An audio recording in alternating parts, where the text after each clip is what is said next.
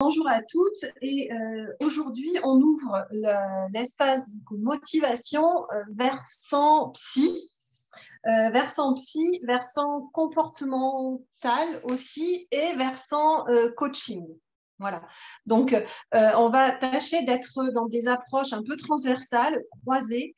N'hésitez pas à chaque fois par vos commentaires, y compris par écrit et comme ça. Je ne sais pas si je peux les voir, mais en tout cas, Lucie, si tu peux me les donner à chaque Je fois. te les donnerai, oui, oui. Même si on doit faire la pause et plus expliquer voilà, revenir, on le fait en même temps, c'est plus facile. Alors, j'aimerais commencer par un petit recentrage sur des idées fausses aussi et peut-être ce que vous lisez à droite et à gauche. Nous, à chaque fois, on vous indique que pour ces méthodes fonctionnent et que pour être efficace, il faut de la pratique, de la régularité et qu'il n'y a que comme ça que vous allez avoir des résultats. Donc, il faut croiser à la fois l'analytique. Donc, l'analytique, ça va être plutôt la partie parole, écoute, échange, psychologie plutôt classique, le croiser avec les méthodes comportementales. Et c'est là que ça va être que vous allez avoir les bons résultats. J'insiste parce que en psychologie, il y a souvent un peu des modes aussi. Et il y a eu dernièrement là, la grande mode du foutez-vous la paix, la mode du soyez bienveillant envers vous, soyez gentil, enfin ne vous forcez pas trop, quoi. C'est voilà. Donc ça, c'est vrai d'une part, oui, et c'est peut-être vrai quand on a tendance à être par exemple dans une autodestruction ou quand on est dans une hyper exigence, quand on a été éduqué comme ça, c'est bien de faire le point et de pouvoir s'adapter et surtout se réadapter à quelque chose qui est bienveillant envers nous.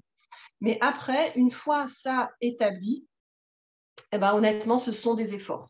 Voilà, ce sont des efforts qu'il faut faire et qu'il faut valoriser. Alors, certes, c'est moins vendeur. Faites des efforts que foutez-vous la paix ou que soyez bienveillants, écoutez-vous, etc. Mais là, ça commence à changer. On commence à voir même des livres, des titres avec justement qui réhabilitent la discipline, qui réhabilite l'autodiscipline, même si certains prennent ça un peu pour des gros mots, mais c'est vraiment des choses dont on a besoin. On a vu apparaître les effets, les routines. Donc, les routines, c'est ni plus ni moins que justement que des rituels pour mettre en place de bonnes habitudes saines. Mais on voit bien que même le mot routine, toujours faire attention un peu au vocabulaire, un peu l'analyser. Et le mot routine est quelque chose de plus acceptable finalement, de plus doux. Ça transmet quelque chose de plus doux que effort, engagement et tout ce qu'on pourrait dire d'autre. Donc voilà, je dégomme un peu l'idée du c'est facile. C'est pas facile, c'est simple. Par contre, tout ce qu'on vous donne à chaque fois, c'est à la fois basé sur des choses à faire ou à penser, mais c'est du simple. Voilà. Par contre, c'est pas facile de le mettre en place. Et là, on arrive sur la motivation. C'est vraiment la motivation qui va rendre les choses déjà un petit peu plus faciles, sachant qu'il faut accepter aussi la dose d'effort. Alors, j'ai vu que première version motivation, vous aviez déjà de quoi prendre avec ce que Viola vous a transmis et ce qu'on avait déjà dit en termes de la loi du moindre effort, par exemple. La loi du petit changement, du 1% de changement, au bout de 10 jours, ça fait déjà 10%, au bout de, etc. Donc, toutes ces habitudes-là, toutes ces connaissances-là qui sont maintenant dispensées là, par les neurosciences, donc l'étude des comportements, tout ça est validé, on peut vraiment s'appuyer dessus pour rendre les choses plus simples. Effectivement, mettre les baskets toujours à côté de la porte, prêtes à partir, c'est plus facile que d'aller les chercher à la cave ou au grenier à chaque fois. Voilà, cette loi du moindre effort, cette loi aussi du visuel, c'est-à-dire s'entourer déjà de ce qu'on veut. déjà de ce qu'on veut faire, déjà de l'univers dans lequel on voudrait déjà être. Donc, voilà, ça, c'est fait. Et maintenant, alors, Lucie, oui, j'ai choisi cette illustration-là de la motivation avec un panneau indicateur, un panneau signalétique, pour vraiment axer sur la direction. Voilà. Il n'y a pas de motivation sans direction. Il faut choisir ça ou on verra même ces directions. Voilà. C'est pareil, se dire, bon, ben, on avance, l'essentiel c'est que j'avance et puis on verra un petit peu au jour le jour ou quoi, ne marche pas, en tout cas ne fonctionne pas sur le long terme. On sait que si on a des objectifs et qu'on veut tenir et réaliser ces objectifs, il faut savoir vers où on va. Ensuite, l'idée d'avoir une destination, on le verra, c'est pas rigide. Voilà, on peut changer, les carrefours sont autorisés, les changements de direction sont autorisés, mais le cerveau en fait, fonctionne avec il va gérer, il va donner des réponses, c'est son job, il va analyser et il va en fait suivre ce qu'on lui dit ou ce qu'on veut, vers là où on veut aller. Son job, ça va quand même être de nous y amener. Donc, ne pas se donner de direction, c'est se priver de quelque chose qui fonctionne bien et qui peut nous soutenir consciemment et inconsciemment. Alors, la suite, Lucie, s'il te plaît. Je t'entends pas. Attends. Attends. Il a foiré, il était à la fin. Excusez-moi. C'est qu'on a fait le test avec Valérie avant que vous arriviez et du coup, il était à l'envers. C'est pour ça. C'est bon, pardon. Ok, alors, punaise, attends, je ne l'ai pas en grand. Eh ben, tu peux le La mettre en grand? motivation intrinsèque, la Ouais, voilà, motivation ça je l'ai en grand. extrinsèque. Alors, voilà, il y a, selon certaines approches, qui distinguent bien 3 motivations. Et ça, j'ai eu envie de vous en parler parce que je trouve ça vraiment intéressant de vous positionner dessus. Donc, une motivation intrinsèque, c'est vraiment la motivation interne, intérieure. C'est un peu le feu sacré. C'est ce qui va vous tenir, c'est le truc que vous voulez. Alors là, en l'occurrence, que ce soit la silhouette que vous voulez, l'esprit, la qualité de vie que vous voulez. Vraiment, ça vous appartient et ça vous anime, vous le sentez. On rejoint ce qu'on dit quand on fait les méditations, par exemple, c'est-à-dire que vous devez, en pensant à votre objectif, avoir le sourire. Vous devez le ressentir, une émotion, vraiment quelque chose qui se passe dans le corps. Voilà, donc ça, c'est la motivation intrinsèque. Après, il y a la motivation extrinsèque, donc par définition qui vient de l'extérieur. C'est plutôt la motivation où on va vous dire ou vous conseiller de changer, de faire ci, de faire ça. Typiquement, ça peut être un médecin qui vous dit, bon, bah, là, il faut perdre du poids, hein, ou là, il faut faire des efforts, ou là, il faut faire ça. Voilà, vous sentez que, et vous savez intellectuellement que peut-être, certainement même, il a raison, oui, ok, mais c'est intellectuel. Et au fond de vous, il n'y a pas vraiment, véritablement la connexion avec l'envie. C'est plutôt quelque chose que il faut que. On n'est pas dans le je veux, j'ai besoin, j'ai envie, on est plutôt dans le il faut que. Et là, déjà, par rapport à la motivation intrinsèque, on perd en intensité, on perd en motivation, tout simplement, on perd en consistance. Et puis, il y a le troisième, alors c'est la motivation, attachée en un seul mot à motive, avec le A privatif. Donc, c'est que carrément, vous n'avez pas de motivation qui vous appartienne à vous en propre. C'est par exemple l'enfant qui travaille à l'école, mais bon, pour faire plaisir ou parce qu'on lui a dit qu'il faut bien travailler, ou c'est celui qui fait le régime, mais c'est encore un degré en moins de l'extrinsèque. Donc, on vous a dit qu'il fallait perdre du poids, mais vous n'en voyez vraiment pas l'intérêt, ou pas trop, ou pas du tout.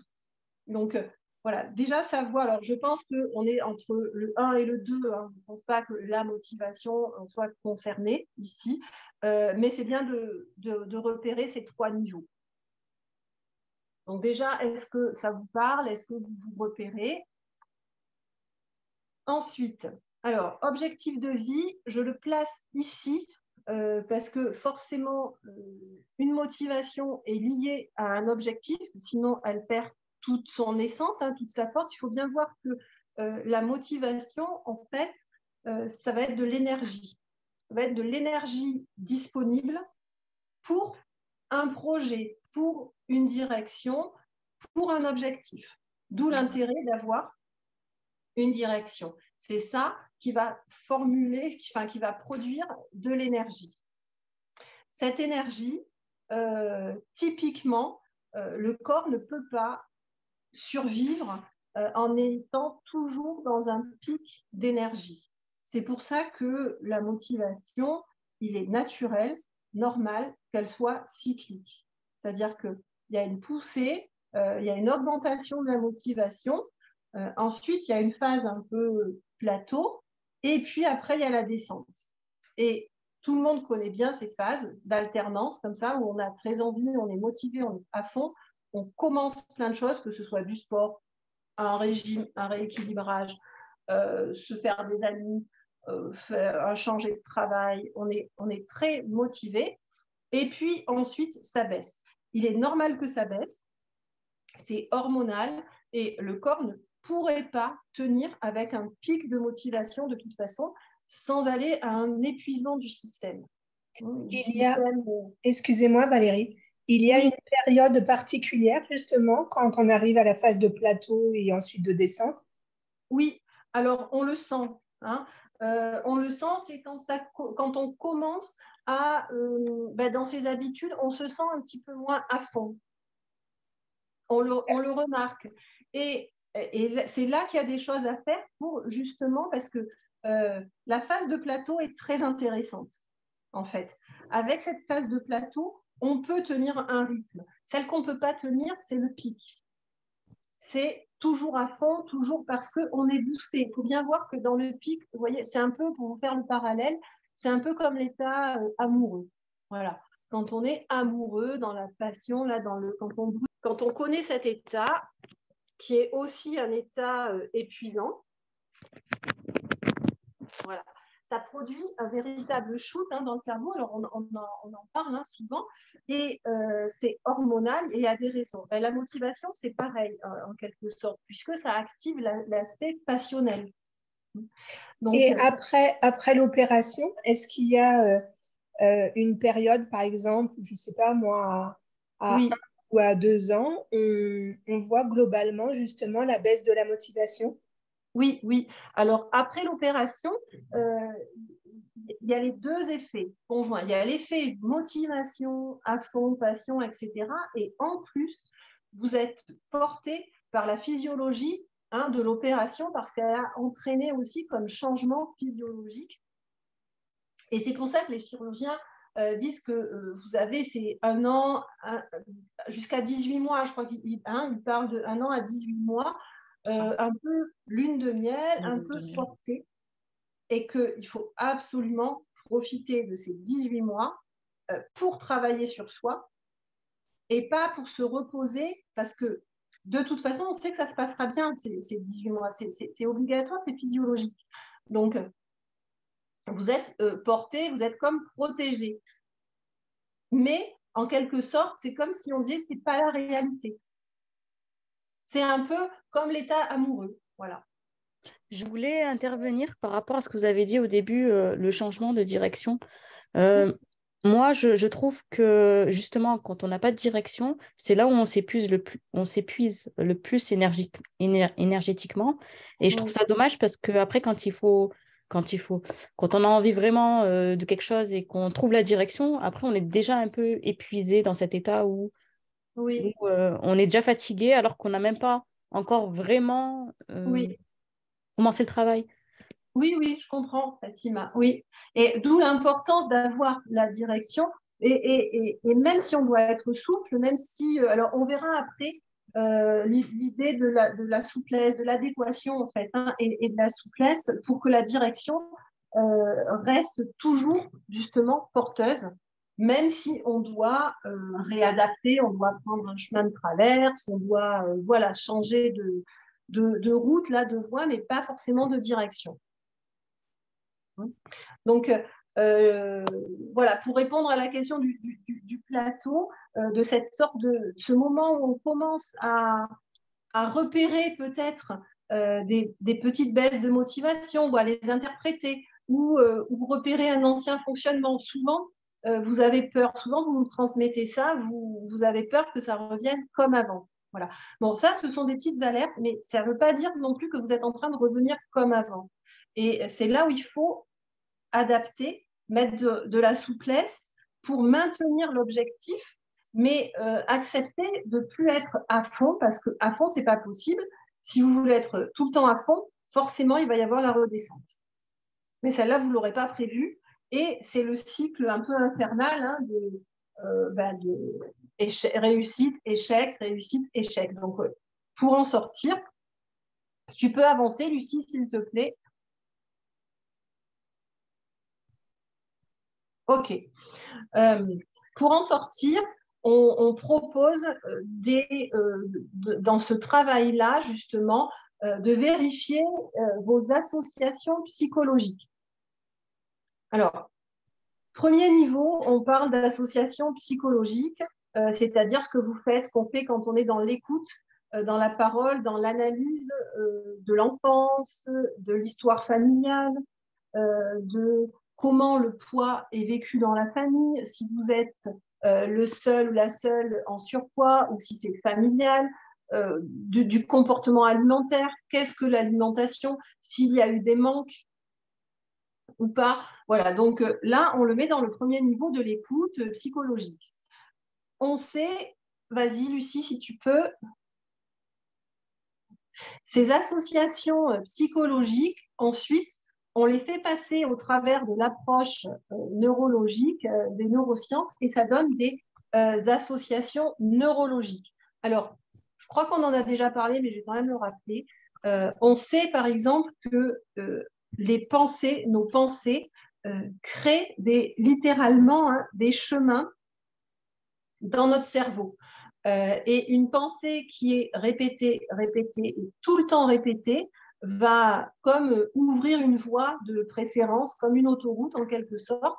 Et c'est-à-dire que remis dans la même situation ou le même ressenti ou la même émotion, vous aurez la même pensée, le même comportement. En gros, l'histoire se répète.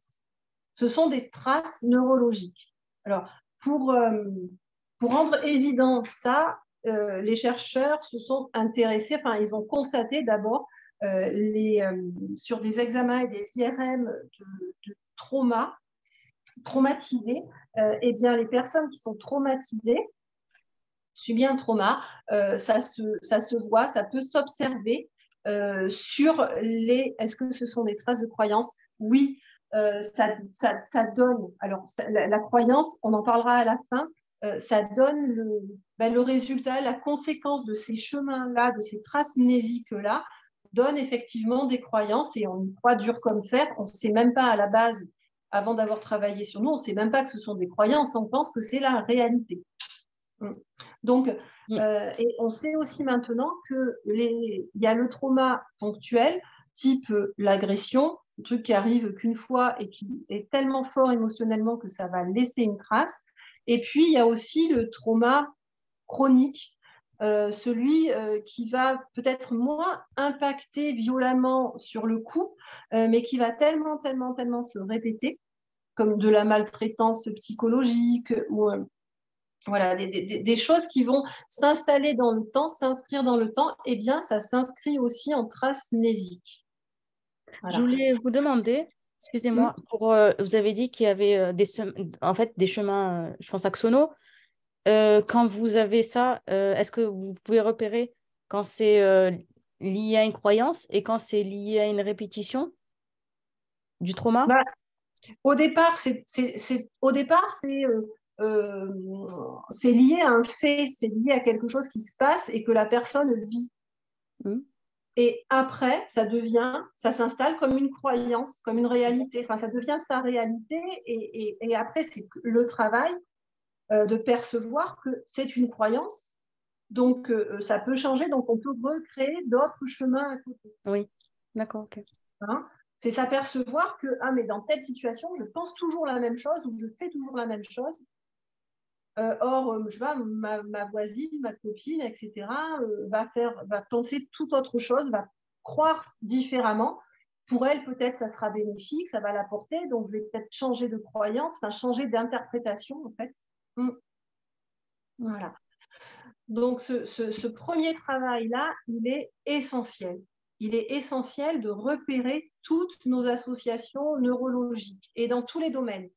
Donc, à soi-même, à la nourriture, à la façon même de manger, de partager ou de ne pas partager, à la façon peut-être aussi d'avoir manqué ou pas manqué, comment la famille s'est-elle inscrite là-dedans, quelles associations on a pu faire, et des associations aussi à ma famille.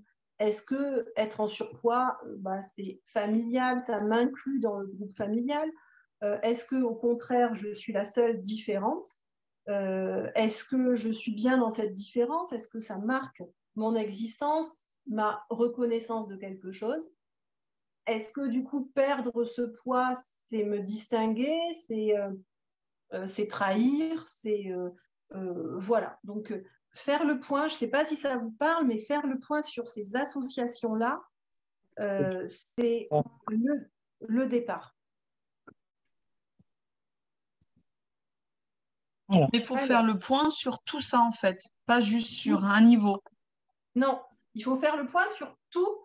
Ça veut dire s'observer. Souvent, quand on travaille ensemble, je vous demande d'entrer en phase d'observation, c'est-à-dire de rien changer.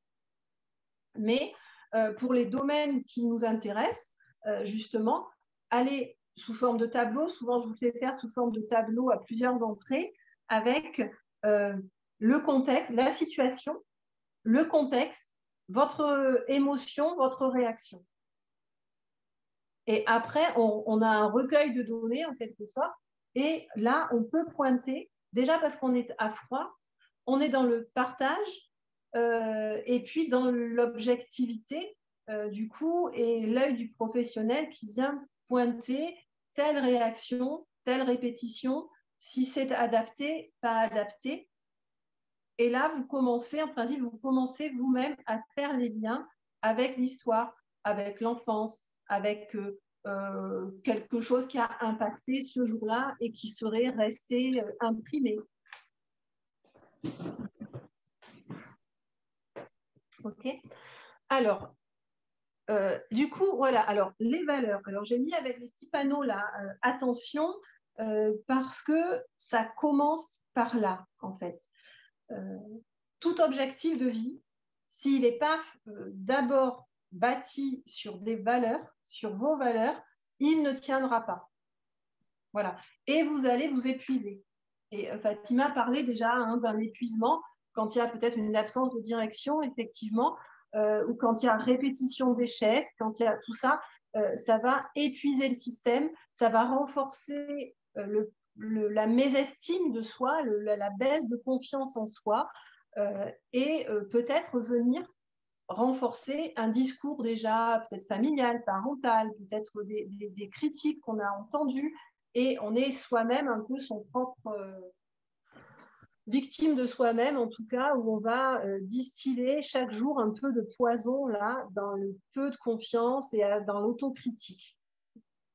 Donc, avant même de définir un objectif, c'est quelles sont vos valeurs. Clarifier son système de valeurs, voilà, c'est vraiment un essentiel. Ça veut dire, là, comme ça, maintenant, alors je ne sais pas si vous avez de quoi écrire, mais si je vous demande, avant de passer à la prochaine, là, pouvez-vous noter entre 3 et 5 de vos valeurs essentielles, de vos valeurs dans la vie.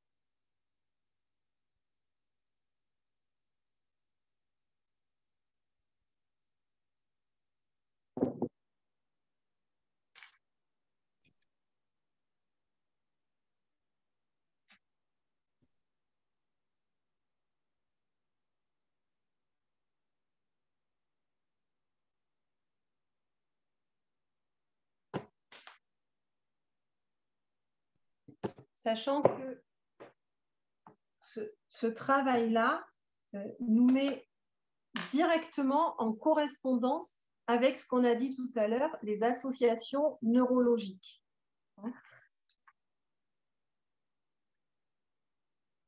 Donc, c'est facile pour tout le monde de noter vos valeurs? Non. Ah non, moi non plus. C'est normal, hein, c'est normal. Donc, ne faites pas monter de l'anxiété ou quoi que ce soit. Je préfère vous dire déjà que voilà, c'est normal. C'est pour ça que je ne voulais pas avant passer à l'autre. Déjà pour vous faire prendre conscience que justement, ce n'est pas facile. Et que tout le travail qui va rendre votre motivation efficace, c'est justement de clarifier ce système de valeurs. Sinon, on est sur les sables mouvants. Alors, Lucie, si tu peux passer, s'il te plaît.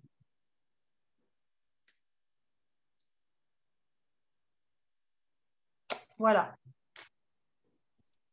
On sait que, par exemple, quand on fait ce travail en début de travail sur soi, de thérapie, ou de coaching, d'analyse, le travail premier, c'est de mettre en éclairage, de mettre les associations neurologiques en conscience.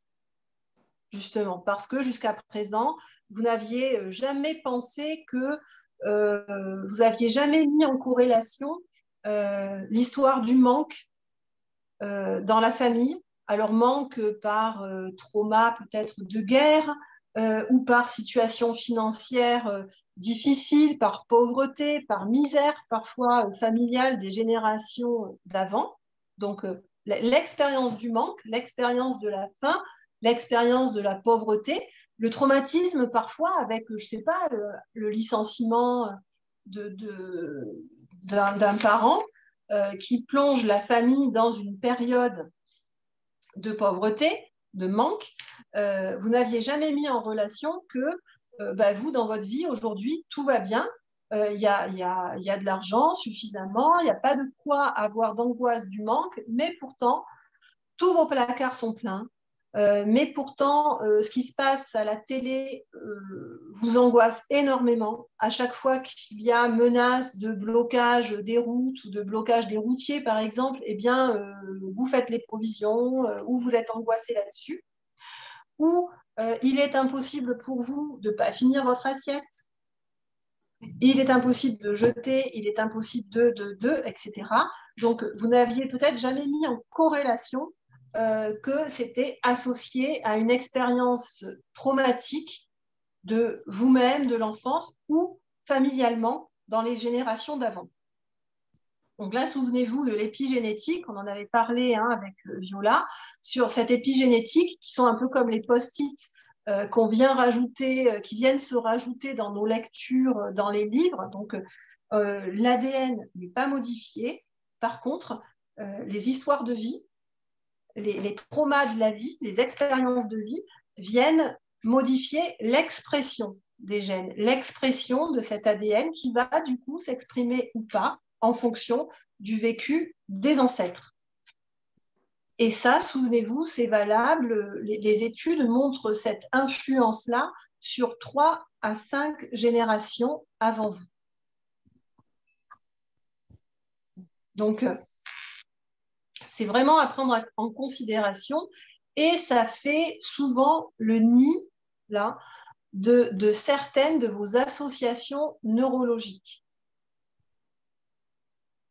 Et y compris, et même surtout, quand elles sont cachées, justement, elles sont inconscientes parce que intellectuellement, vous ne pouvez peut-être pas le comprendre, parce que vous n'avez pas fait le lien avec le vécu des ancêtres, de la mère qui a subi ça, qui a subi de la pauvreté, qui a subi, je sais pas, un abus, qui a subi un trauma et qui est du coup sur votre tête aussi.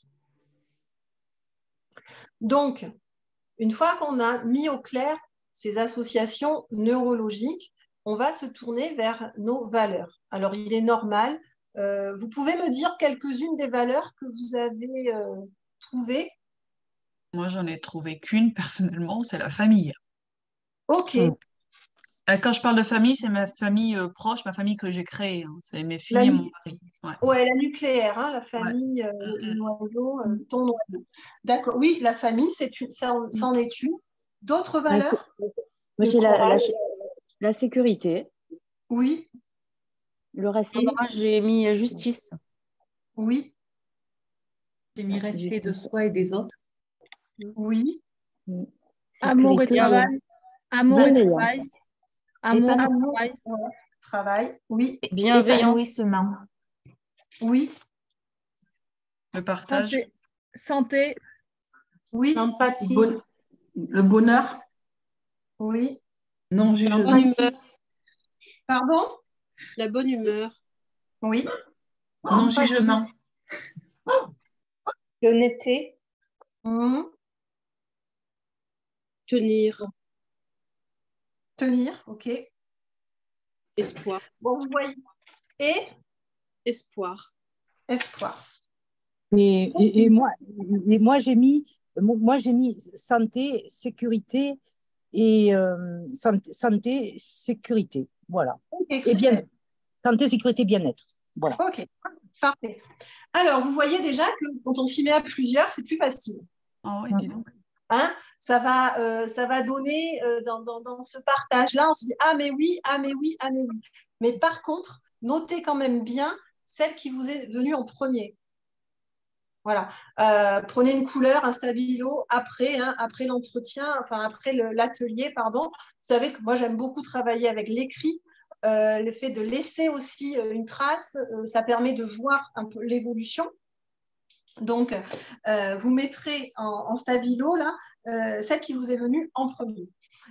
Alors, si on reprend famille, oui, sécurité, justice, amour, travail, respect de soi. Alors, respect de soi, on peut y mettre aussi le non-jugement. Après, il y a la santé, bien sûr, peut-être que je l'ai déjà dit. La bienveillance, on peut le mettre aussi avec le non-jugement. Bonheur, bonne humeur, ça va ensemble. Tenir. Alors, tenir, on rejoint là ce qu'on a dit un petit peu au début avec autodiscipline, rigueur. Donc, et espoir. Espoir, on peut, comment dire, donner en termes génériques un peu tout ce qui est peut-être aussi spirituel, croyance, tout ce monde-là où, voilà, qu'est-ce qui nous donne espoir? Alors, chacun y met ce qu'il veut dans cette valeur-là, justement, hein, dans cette case-là. Mais en gros, on les a là, on les a toutes. Donc, santé, bonheur, honnêteté, justice, pas de jugement, respect, on va dire. Valeur dans la vie. Ouais, voilà. Tenir, qui est, comme on a dit, un peu autodiscipline. Espoir, on met spiritualité pour avoir un terme générique, croyance. Et voilà. Et famille, on l'a dit, amour, travail. Voilà. Donc, ça a fait à peu près 5, 6. C'est à peu près le nombre hein, sur lequel il y a un consensus là-dessus. 5, 6 grandes valeurs. Et ce qui serait bien, c'est que vous retenez celle que vous avez mis en premier et ensuite vous hiérarchisez, selon vous, les 5 autres, de manière à avoir 1, 2, 3, 4, 5, 6, vos valeurs références. Ensuite, alors, on sait que, première situation, vos valeurs sont identifiées. Alors, les identifier, c'est par exemple ouvrir une page de votre cahier de travail sur vous avec le titre de chaque valeur et votre définition, la place de cette valeur dans votre vie, tout ce qui vous vient à l'esprit en suivant même la règle de la libre association, c'est-à-dire sans censure, sans c'est bien de le marquer, c'est pas bien, ça n'a rien à voir, c'est éloigné de ce qu'on dit. Non, non, non, aucune censure. Si ça vous vient à l'esprit, vous le notez. Et notamment un souvenir ou quelque chose, un fait associé à cette valeur, vous le marquez, même si vous pensez que ça n'a aucun rapport. Donc, pendant au moins une page, vous décrivez cette valeur pour les 5-6 valeurs. Ça, c'est pour les identifier. Ensuite, le travail, c'est où j'en suis avec chacune de ces valeurs. Est-ce que je me sens en adéquation avec?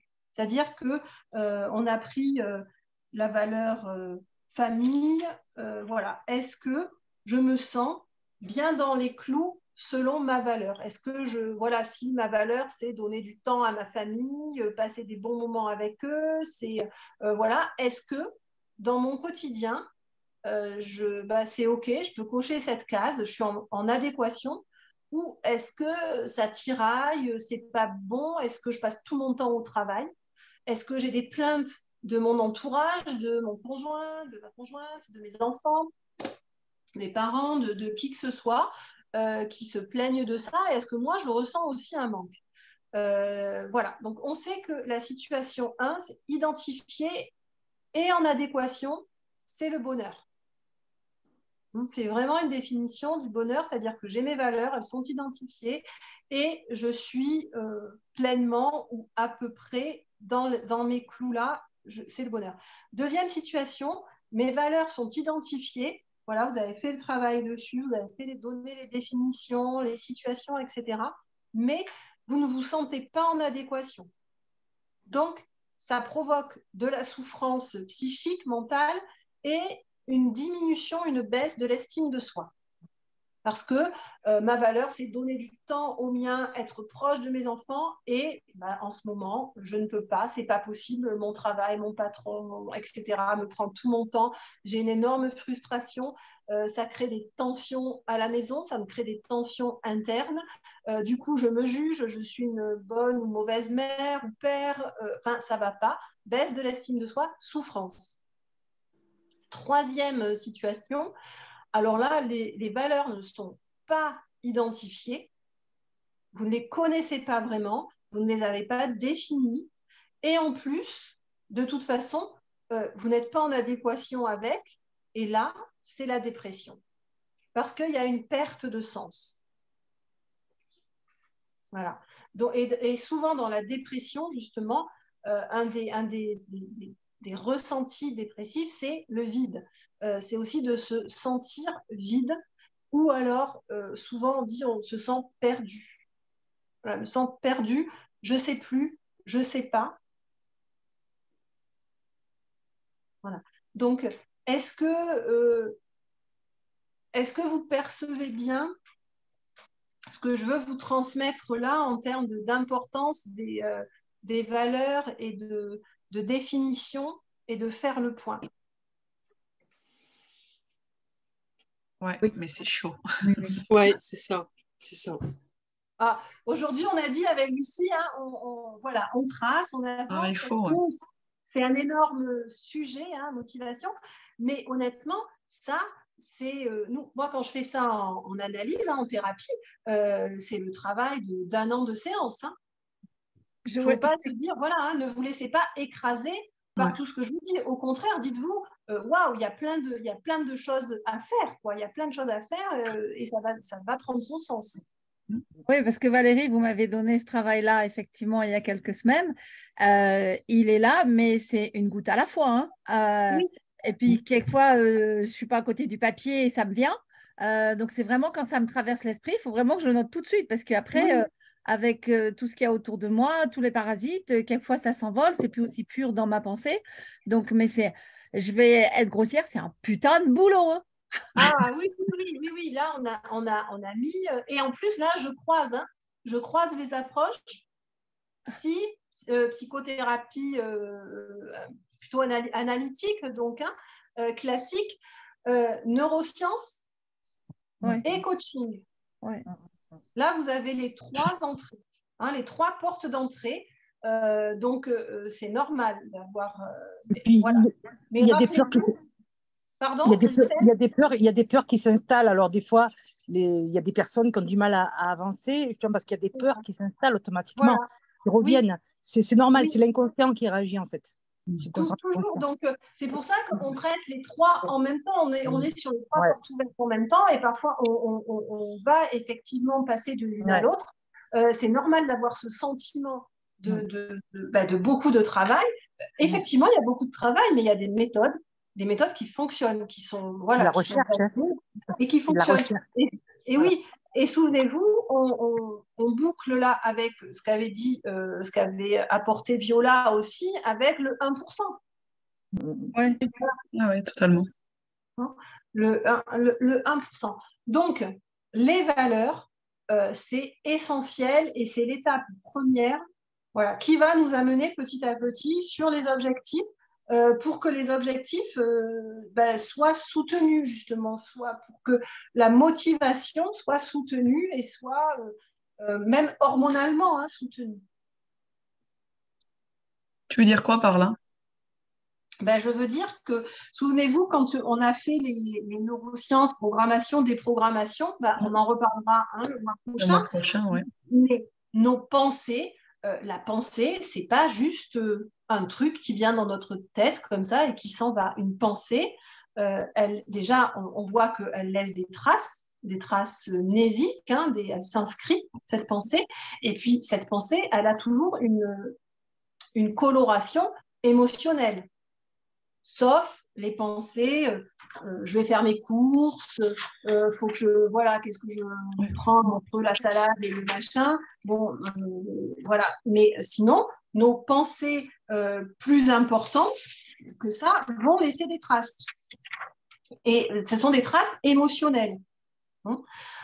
L'émotion, ça s'inscrit dans le corps. L'émotion, c'est pas de l'air, c'est pas du vide, c'est une hormone, c'est quelque chose qui va se créer et qui va être soit positive, un bien-être avec les hormones dopamine, sérotonine, ocytocine, ce cocktail-là, soit une pensée stressante, négative, qui va déclencher de l'adrénaline, qui va déclencher du cortisol, qui va déclencher des choses qui font se sentir mal, en tout cas, provoquer de l'anxiété.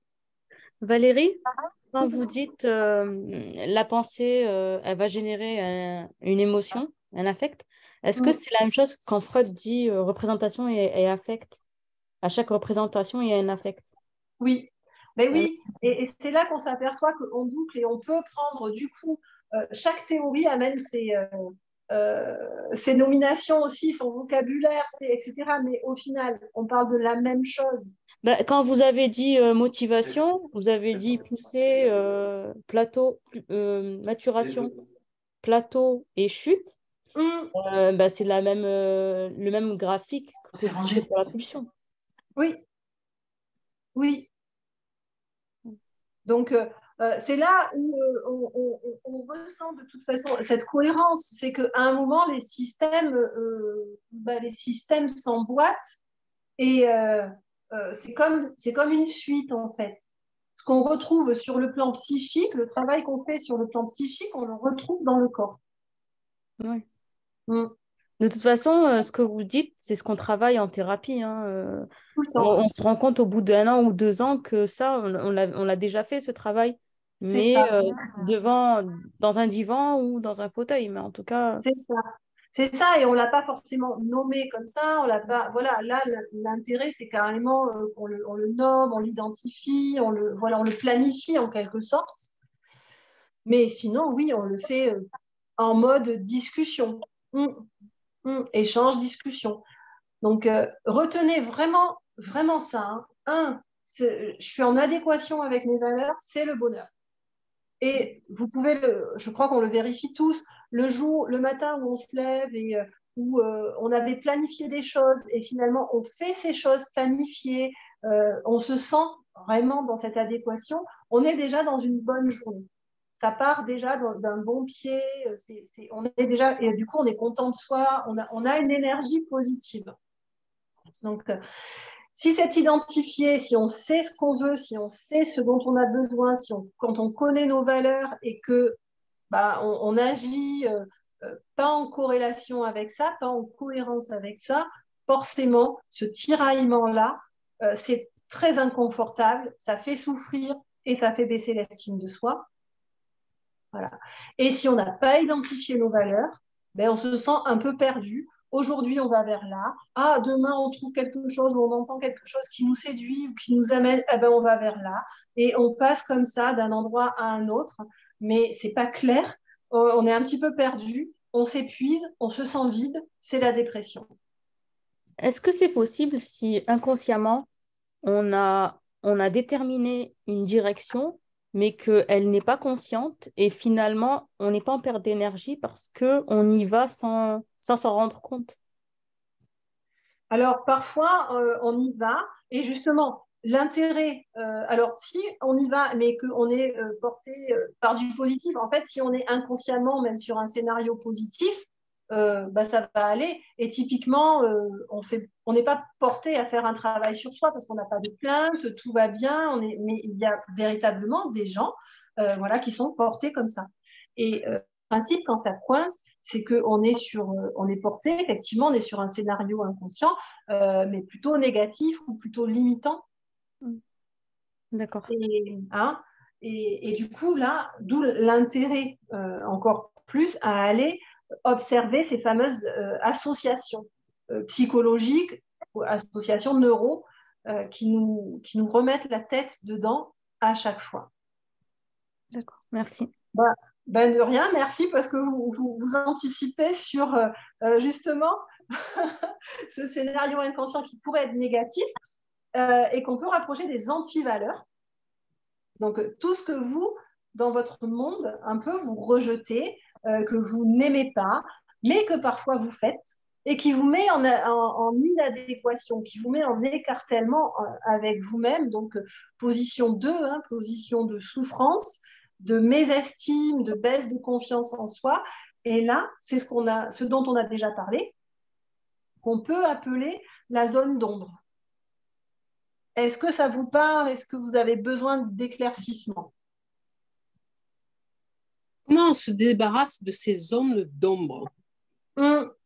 Alors, on s'en débarrasse en les mettant en lumière. Premièrement, toujours pareil, à mettre dans la conscience, à aller débusquer dans ces zones d'ombre quelles sont nos associations psychologiques, neurologiques, où on en est. Par exemple, je ne sais pas, c'est un enfant qui a un père menteur. Voilà, un père menteur et qui entend toute sa vie un peu dans l'historique par sa mère, par la famille, il est comme son père, que son père était menteur, comme lui, etc. etc.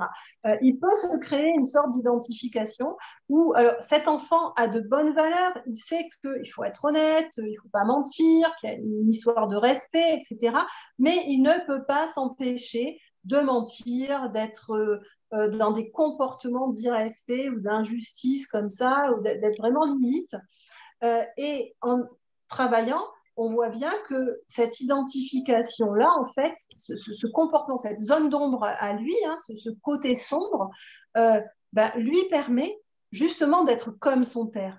Donc, d'avoir une identification au père, de rendre ce père présent dans sa psyché, dans sa vie, et pas complètement absent et de ne pas trahir ou de ne pas repousser. Donc là, le travail, c'est de mettre l'éclairage là-dessus et de pouvoir travailler à laisser tomber cette part sombre parce qu'elle est autodestructrice, mais retravailler un lien autre à un père absent ou présent, mais où il y a un dysfonctionnement. Ça peut être, c'est pareil pour le poids, être comme sa mère, par exemple en surpoids, ou comme sa famille, ou comme c'est une sorte d'identification.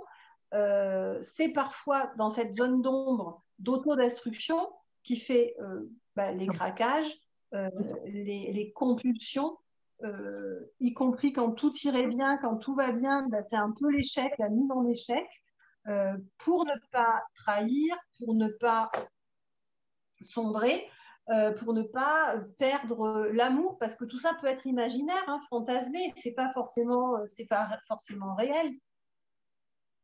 C'est aussi l'inverse, pour désobéir. Beaucoup de mères qui elles-mêmes ont eu ou auraient eu un problème avec l'alimentation, avec le surpoids, et qui donc sont très exigeantes envers leur fille, veulent une fille. J'ai eu le cas hier où finalement la mère, vieillissante maintenant, hein, admet à sa fille, qui aujourd'hui a une cinquantaine d'années, 56 ans, qu'elle voulait une fille parfaite, voilà, et que du coup, cette mère a privé pour avoir cette fille parfaite, cette fille a contrôlé cette fille, et cette fille, aujourd'hui, elle sait que effectivement, il faut un rééquilibrage alimentaire, il ne faut pas faire n'importe quoi, etc. Mais les craquages, les compulsions lui servent aussi à désobéir à cette mère, à quelque part à rejeter cette mère, chose qui, dans la vraie vie, elle n'arrive pas à le faire. Est-ce que vous me suivez? J'ai du mal. Moi aussi. À quoi? Comment se débarrasser de toutes les zones d'ombre?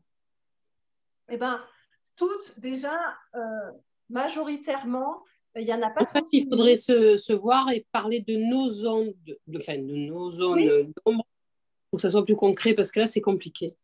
Et oui, bon, oui, là, forcément, on ne peut pas faire du personnel. Là, je vous donne des tout à fait. Hein, c'est pour ça que ça peut être compliqué, parce que c'est embrouillé aussi, et puis parce qu'on touche des choses chaudes, hein, on touche des choses qui, émotionnellement, justement, c'est pas facile. Donc, effectivement, le travail, c'est de lister ces zones d'ombre, ou ce qu'on appelle soi-même ces zones d'ombre. Et voilà, comment on les travaille, c'est ça. Comment on les trouve, surtout. Ouais. Ah ben, elles sont là. Hein. C'est noter les comportements, notez vos comportements, ce qui vous fait dire que c'est une zone d'ombre. Okay. Et en fait, alors la zone d'ombre, par définition, elle nous dessert. Hein. La zone d'ombre, c'est celle qui vient nous faire rater quelque chose, qui vient nous faire mettre en échec un truc, c'est par exemple le craquage, le pétage de plomb émotionnel. Voilà. Qui nous empêche d'avancer. Voilà. C'est le côté... Hein, le négatif. Tout à fait. Voilà. Tout ce qui est négatif, négatif qu'on peut avoir. Voilà. Mais comparer seulement... C'est aussi la partie de vous que vous ne supportez pas ou que vous n'aimez pas. C'est aussi la partie de vous que vous cachez, que vous n'avouez pas. C'est la partie de vous qui vous fait honte. Il est dur d'aller... Je vous avoue, j'ai fait ça ou quoi. Voilà, ça va se cacher dans du vocabulaire comme ça. C'est quand vous dites j'avoue, voilà, c'est que derrière, vous pensez, vous, être en faute. Hein. Moi, je pense rien hein, là-dessus. C'est vous-même qui, voilà. Donc, pour aller les débusquer, ces zones d'ombre, déjà, c'est faire la liste des comportements. J'ai une patiente qui vient en marchant, parce qu'elle est dans le secteur. Donc, elle vient, elle fait quand même 5 km à peu près hein, pour venir, pour repartir. Donc, elle s'astreint à faire ce sport-là, voilà. Mais quasiment 2 à 3 après-midi par semaine, elle craque. Elle va à Carrefour, là, au Carrefour Market, et elle s'achète des Mars, des bonbons, enfin, elle se fait une vraie compulsion, hein, une vraie crise compulsive. Et avec ça, elle part dans un endroit, dans la campagne, un peu caché, pour manger ça, pour faire cette crise-là. Bon, typiquement, là, il y a une zone d'ombre. Est-ce que ça peut être aussi, par exemple, quand je prévois, par exemple, le bon exemple pour moi, de bien ranger mon appartement, et puis qu'au lieu de ça, je m'assieds, je regarde la télévision, et puis en fin de journée, je ne suis absolument pas fière de moi, je suis en colère contre moi, parce que je sais que ça doit être fait, parce que je sais que quand c'est fait, j'ai un bien-être, et en fait, je ne suis pas allée jusqu'au bout de me dire, allez, Donc, et la culpabilité aussi, alors, ça rentre dedans. Oui, oui, oui. Ce qu'on appelle la procrastination, en fait. Ouais, procrastiner, voilà, remettre à demain ou à plus tard, se donner des bonnes excuses, c'est une zone d'ombre. Alors après, nous, ce qu'on a négocié, la loi du petit changement, justement, c'est toujours aussi un état d'équilibre. Au plus vous allez frustrer à un moment votre pensée, votre physiologie, au plus vous allez craquer fort après. Vous allez le payer après. Voilà. Donc, moi, dans la thérapie, là, ce qu'on a dit, peut-être 5 km, donc 1 heure à pied, venir, 1 heure à pied, repartir, c'est quand même pas rien. Alors, c'est l'idéal si on le vit super bien, si c'est du confort, mais là, en l'occurrence, en grattant, on a vu que c'était un vrai effort, un très gros effort. Donc, ce qu'on a dit, c'est on va faire moitié-moitié, on va un peu baisser. Oui, en fait, c'est qu'au moment de ranger, au lieu de me dire, bah, aujourd'hui, je fais que ça, et être dans les 80% et puis en avoir marre, et ça me fait peur de le faire, l'idéal, ce serait de dire, bah, aujourd'hui, je range un tiroir, et puis voilà, comme ça, j'aurai au moins rangé mon tiroir, c'est mon 1%, et je suis contente d'avoir rangé mon tiroir, et demain, bah, j'aurai encore l'énergie et l'envie et la motivation de me lancer dans mon deuxième tiroir. Donc, à la fin de la semaine, j'aurai fait mes 50%. C'est fractionné. C'est fractionné et ça fonctionne. Alors là, pour le coup, moi, je suis une adepte de ça. Voilà, une adepte de ça, du petit rangement, tiroir par tiroir, case par case dans mes tiroirs. Moi, j'adore les boîtes pour ranger les machins, regrouper les trucs. Et bien même parfois, je fais qu'une boîte dans un tiroir. Voilà. Parce que j'ai devant moi et c'est fractionné. Et ça donne une satisfaction. Ça donne une satisfaction. Et je suis fière de moi. Mais ouais, je suis fière de moi quand je fais ça. À sa place. Voilà, chaque chose à sa place. Ça, c'est ça, ça, c'est ça. Des choses, c'est vrai. Voilà, c'est satisfaisant. On est dans cette. On entend souvent ce terme-là, satisfaisant en ce moment. C'est une vraie notion, c'est satisfaisant. Voilà. J'avais une question. Oui. Moi, je connais plusieurs méthodes, ça dépend de la culture, mais moi, je n'arrive à vraiment ranger que quand je défais tout, je mets tout à plat, et là, j'y vois plus clairement. Même des fois, on me dit, mais comment tu fais? Mais c'est en mettant tout à plat. Je ne peux pas faire petit à petit. Je fais ça aussi. Ça, je te rejoins effectivement. Je me perds. Et alors, quand je mets tout à plat, je sors tout. Là, je commence à y voir plus clair. Mais après, je pense que c'est une méthode asiatique, parce que j'avais fait du mal. Oui, c'est Marie Kondo. Non, je sais pas. Je sais pas, mais c'est chez les constructeurs automobiles japonais. Oui. Ils mettent tout à plat. Et même dans la culture asiatique et Amérique du Sud, ils font ça aussi. C'est qu'ils doivent... c'est en simultané. C'est pas chose par chose, c'est pas évolutif, c'est pas. Oui, je te rejoins. Parce qu'il y a une synergie. Du coup, on est sur la synergie du système. On pense la maison ou le rangement en fait en système, effectivement. Mais trop souvent, ça prend énormément de temps. Et du coup, ça écrase un peu la volonté. Et là, on se dit, voilà, et c'est le renforcement. Alors, l'idéal, de toute façon, je pense, c'est toujours un équilibre et un mix de plusieurs choses. Moi, je pense que l'idéal, c'est une bonne fois pour toutes de mettre à plat tout, effectivement, comme vous dites, Fatima. Mais après, c'est de l'entretien. Ouais, mais ça, c'est dur. C'est dur parce que moi, j'ai tout mis à plat. Ma cave était bien rangée. Je suis allée l'autre jour, j'ai réalisé que j'avais déjà foutu un petit bordel, quoi. Donc, c'est très difficile pour moi de le tenir ordonné. Ça vaut le coup de passer sur l'autre méthode. Là, ça vaut le coup de passer sur l'autre méthode qui est du petit par petit, une fois que tout a été mis à plat, parce qu'on est dans de l'entretien. Et peut-être une fois tous les ans ou tous les 2 ans, de nouveau de remettre à plat parce que la vie change, les objectifs et puis les habitudes de vie. Et on a l'habitude de placer ça là parce que c'est plus pratique, etc. La loi du moindre effort. Très important quand on parle de motivation, la loi du 1%, la loi du moindre effort. Et du coup, ranger sa maison, ce n'est pas un luxe. La ranger en fonction de nos objectifs, on va être porté par ça. Mais en plus, pardon, je vous ai coupé. Allez-y. je voulais dire que ma méthode, pour moi, c'est une mauvaise méthode parce que c'est tellement anxiogène. À chaque fois, je me dis, mais non, j'ai tout ça à faire et ça me fait tellement flipper que je reporte. Ouais, Donc, comme ça. finalement, c'est pas une bonne méthode. Et oui, c'est pour ça que ça écrase. Si on met, voilà, alors de temps en temps, on va arriver à le faire. Le jour où on arrive à le faire, surtout après, il faut entretenir. D'où vient l'autodiscipline? Oui.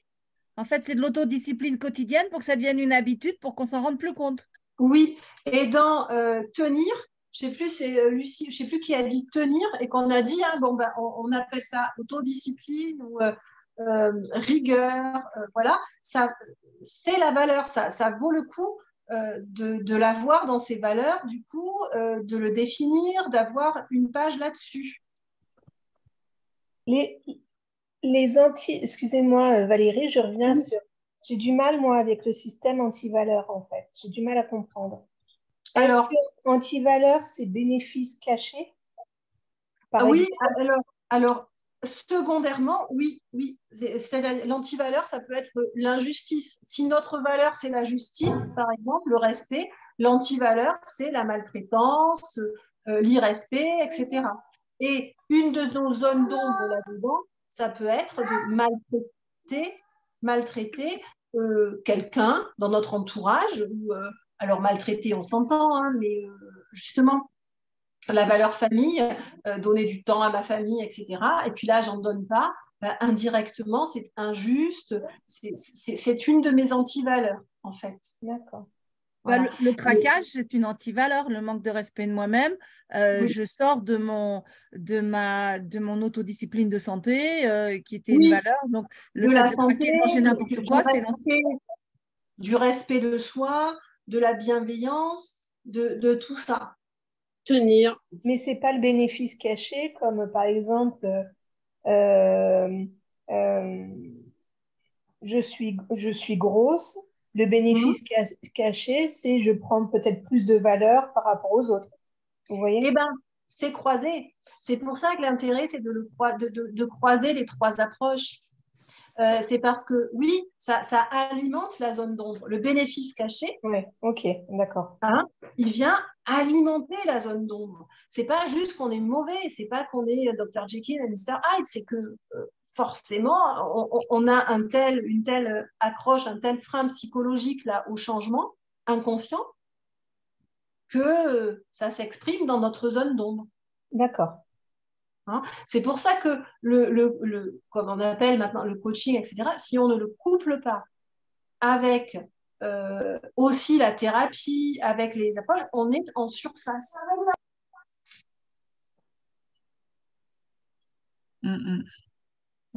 Donc, tenir. Alors, la spiritualité, une des valeurs, c'est pareil, une des valeurs qui est l'espoir, la spiritualité, nos croyances positives, hein, nos croyances qui nous portent. Déjà, ça vaut le coup de voir lesquelles on a, d'où elles viennent, si c'est familial, si ce sont des croyances qu'on sait soi-même monter, construites. Et puis, qu'est-ce que je fais dans mes journées pour alimenter cette zone-là? On en a beaucoup parlé, enfin souvent, régulièrement parlé de la spiritualité, de la connexion, que ce soit à un dieu, à une religion ou à l'univers, à une force, à une énergie. On sait qu'on s'en sort toujours mieux avec de la spiritualité, même s'il y a ce travail-là à faire souvent de prise de distance avec ce qu'on appelle la religion, et puis l'espace de la spiritualité. La spiritualité est intéressante, comme la religion, hein, quand voilà, si vous êtes impliqué religieusement, c'est intéressant parce que ça va venir toucher la foi, donc l'émotion. Et la foi, c'est... On dit bien qu'on est porté par la foi. C'est quelque chose qui est, celui qui a la foi, c'est même pas qu'il croit, c'est qu'il sait. Alors, je ne sais plus qui c'est qui disait ça. D'ailleurs, il a écrit un livre intéressant, je pourrais vous le partager. Et il dit, j'aimais bien, que quand on lui posait la question s'il était croyant, il disait que ben non, il est pas croyant, il est sachant, parce qu'il sait. C'est même pas qu'il voilà, il croit pas qu'il y a quelque chose, il le sait. Alors, ce quelque chose, bah, libre à chacun, hein, libre à chacun d'avoir fait ses expériences, d'avoir eu ses transmissions familiales, d'avoir eu sa construction individuelle pour trouver ce qui peut le soutenir. Mais ça fait partie des valeurs. Et du coup, comment je nourris ma foi chaque jour, comment je nourris ma spiritualité, ma connexion un petit peu au monde invisible aussi, chaque jour. Ça fait partie aussi des valeurs. Le travail, par exemple, c'est la place du travail, c'est ce qu'apporte le travail dans la vie, c'est le temps qu'on va y mettre, c'est est-ce qu'on est satisfait aussi de son travail ou pas, est-ce qu'il y a des améliorations, est-ce qu'on veut changer de travail parce que vraiment c'est insupportable, ou est-ce qu'on remodifie son interprétation du travail pour en faire vraiment quelque chose de bien et trouver ses satisfactions à l'extérieur du travail, pour se réaliser à l'extérieur. Il y a des jobs qui forcément peut-être ne vous épanouissent pas, ou voilà, vous ne trouvez pas l'essence de vous-même là-dedans, mais ce n'est pas grave. Si, l'essentiel, c'est que vous le trouviez ailleurs. Lucie, est-ce que tu peux avancer, s'il te plaît? Donc, croyances et règles. En fait, le travail sur les valeurs, ça va vous amener à décortiquer, à mettre en lumière vos croyances, justement. À chaque fois que je fais ça, j'ai ça, il y a ça qui se produit, ou ça ne se fait pas, ou moi je ne peux pas le faire, ou je ne peux pas me permettre ça. Je ne peux pas me permettre de dire non à ma famille. Je ne peux pas me permettre de prendre une journée pour moi toute seule. Bon, ok. Bon, et alors, et pourquoi? Pourquoi c'est une règle de vie? Comment c'est venu? Parce que peut-être une mère qui elle-même était comme ça et donc on ne s'autoriserait pas. Ou alors au contraire, une mère qui prenait tellement de temps pour elle, qui était voilà, là-dedans, et que nous, bah, surtout pas ça. Surtout pas. Et voilà, ça c'est un exemple. Il y en a plein d'autres, bien évidemment.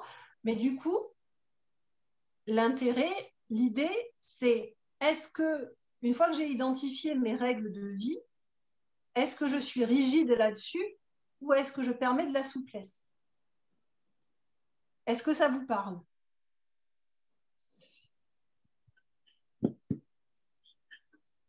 Oui, c'est s'adapter en continu en fait.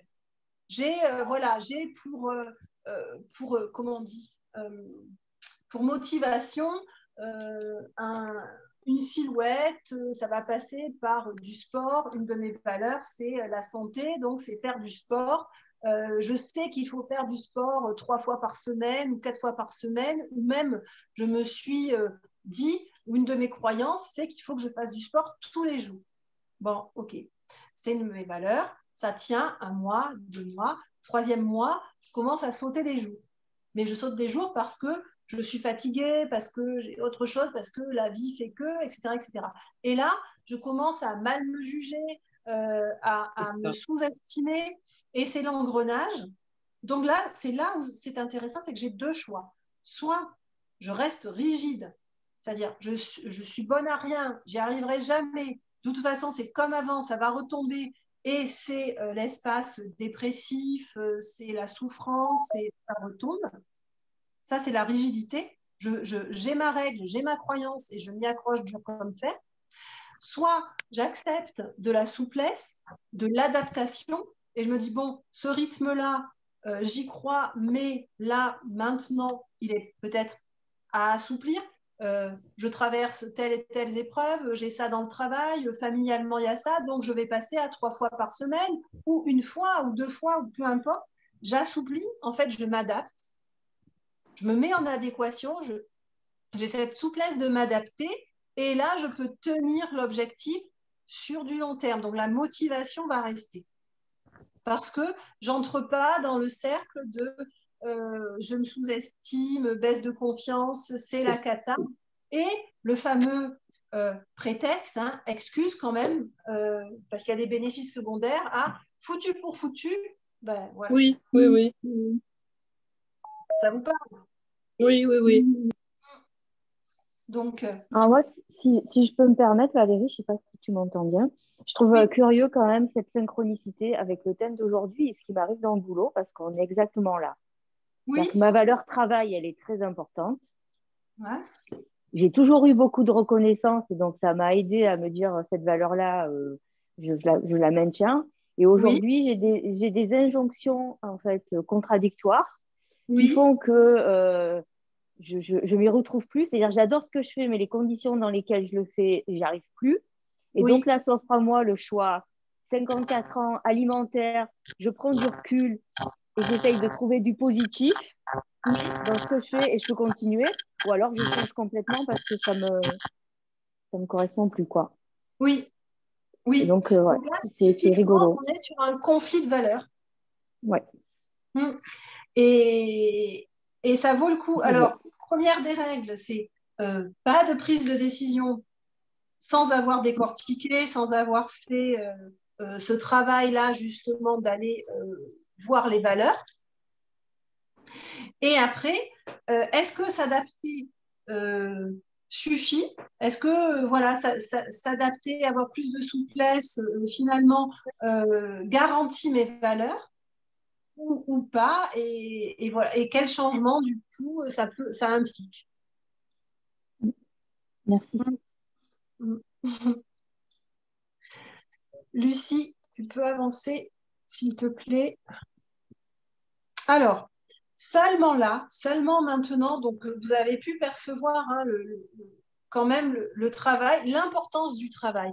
Honnêtement, c'est pas si long que ça non plus. Hein. Faut pas croire que vous en avez pour des années à faire ce travail-là. On est quand même sur des thérapies dites brèves, comportementales. Donc c'est ça l'essentiel. Et dès que vous vous y mettez, en fait, vous progressez, vous avancez. Donc, à partir du moment où le travail a été fait sur les associations psychologiques, neurologiques, sur identifier les valeurs, identifier les adéquations ou inadéquations, rigidité, souplesse, les zones d'ombre, là maintenant, après, place aux objectifs. Voilà, donc on reprend les objectifs du départ et avec, ou les nouveaux, hein, parce qu'avec la lecture et avec ce que nous a amené le travail sur les valeurs, eh bien, on sait ce qui va tenir et on aura déjà fait les ajustements. Et l'importance des objectifs, donc l'importance de la direction, c'est qu'un objectif, il se fait sur un an, enfin les objectifs. Parce que c'est pareil, il y a autant d'objectifs que de valeurs. C'est-à-dire que vous pouvez très bien avoir un objectif famille. C'est lequel? Définissez-le. Un objectif sécurité. D'ailleurs, c'est un des objectifs essentiels, hein, de toute façon. Votre plan sécurité, il est où? C'est quoi? Voilà. Une fois qu'il est fait, qu'il est établi, que vous êtes en accord avec, que c'est bon pour vous, vous allez vous sentir bien. Votre objectif, amour. L'amour dans votre vie, vous en êtes où? L'objectif, amitié. Voilà, toute cette sphère un peu tribale, vous en êtes où? Vous avez besoin de vous faire des amis, de nouvelles relations, ou ça va, c'est entretenir celles qui sont existantes. Et puis, l'objectif perso. Celui-là est très important. L'objectif perso, épanouissement, développement de soi. Qu'est-ce que vous faites pour vous? Ça peut être l'objectif formation, l'objectif apprendre une langue étrangère, l'objectif découvrir d'autres choses. C'est l'objectif des apprentissages. C'est l'objectif des loisirs.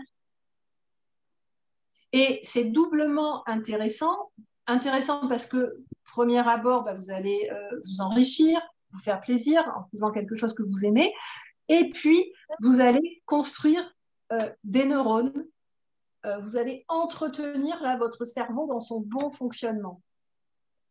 Les apprentissages, c'est une des rares activités vraiment où en apprentissage, on entretient son cerveau, on crée de nouvelles connexions, de nouveaux neurones.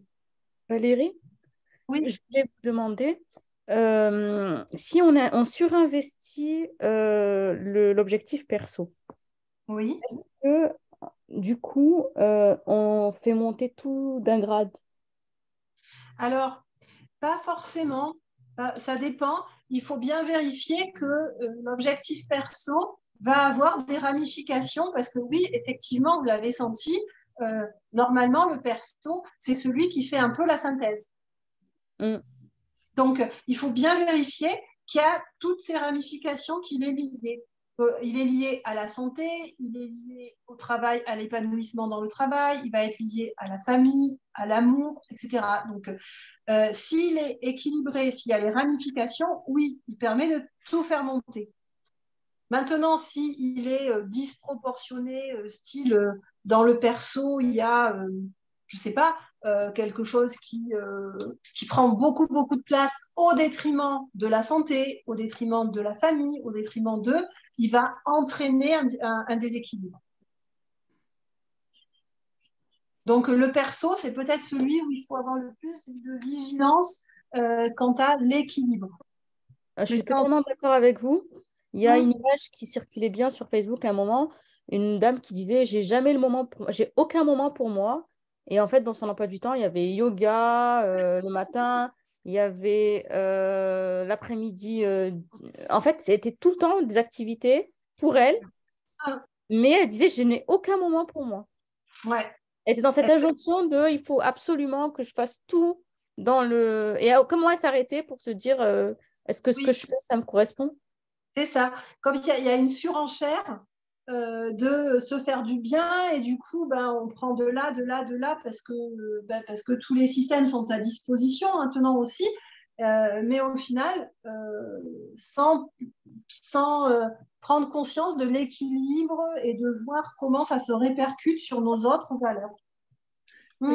Je voudrais rebondir aussi sur l'équilibre, parce que si on privilégie seulement une de nos valeurs, c'est évident que ce soit travail, famille, santé, n'importe quoi, quelle que soit la valeur perso, c'est vrai que ça va déséquilibrer, parce que comme si on privilégie trop le travail, c'est vrai que la famille va en pâtir. Donc, de toute façon, quelque part, on va tomber dans une zone d'ombre, de mise estime de soi, de se dire, ah ben non, je suis trop au travail, la famille, ou le contraire. Si on... Oui. Donc voilà, donc c'est super important de rester dans l'équilibre, dans chaque valeur, objectif, enfin son propre équilibre. Si on a besoin, c'est vraiment personnel, son propre équilibre. Donc c'est super important de rester bien de justement, quand on met par écrit les valeurs, on va vite voir sur lesquelles on donne plus d'importance pour savoir quel objectif est le plus important pour nous pour être en équilibre. Oui, à partir du moment, de toute façon, à partir du moment où il y a obsession, ouais, souvenez-vous, obsession, c'est, voilà, ça fait, alors l'aspect positif de l'obsession, c'est la passion, on va dire. L'aspect négatif, c'est l'obsession, l'usure, le mal-être, mais ça participe, ça relève de la même excitation physiologique, on va dire, et que du coup, ça va épuiser le système. Et ça va épuiser la motivation, et on se retrouve sur ce cercle motivationnel là où montée, plateau, mais surtout redescente. Donc, voilà, l'équilibre, c'est toujours le maître mot. Et du coup, c'est pour ça que je trouve ça bien d'ouvrir une page par valeur dans son carnet et aussi de fractionner, de cloisonner un peu les objectifs en fonction de ces valeurs. Et puis, peut-être de se faire l'histoire du camembert avec les pourcentages. Voilà, ça permet d'avoir au moins une page de liens, faire des liens pour être en cohérence avec toute sa personnalité. C'est souvent, vous savez, la personne qui est hyper bien, qui est une excellente professionnelle, etc. Et puis à côté, il a une vie complètement d'échec en échec, dissolu, ou voilà, il a tout donné a une valeur en fonction, là, pour le coup, de ses propres blessures, certainement, hein, peut-être de reconnaissance, peut-être de plein de choses. Et on voit dans le résultat que cette valeur qui a pris toute l'importance, voilà, merci Lucie, eh bien, elle s'est forcément faite au détriment d'autre chose. Mais c'est parce que lui, certainement, ou elle, avait des associations neurologiques qui faisaient peut-être, c'est une répétition du schéma parental, ou au contraire,